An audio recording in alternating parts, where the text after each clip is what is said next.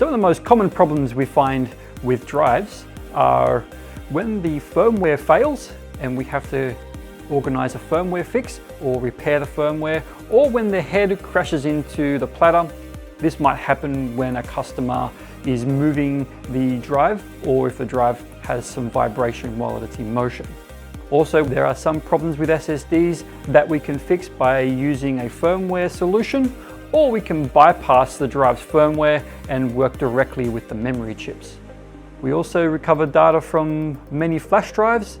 Quite often these flash drives have a broken connector from when the customer has dropped the laptop with the flash drive attached. Sometimes the cheap components on the flash drive just wear out, and we're able to recover the data by circumventing these components. In some cases, the memory chip or the controller has failed, and we will need to remove the memory chip and create a recovery from just the memory chip itself.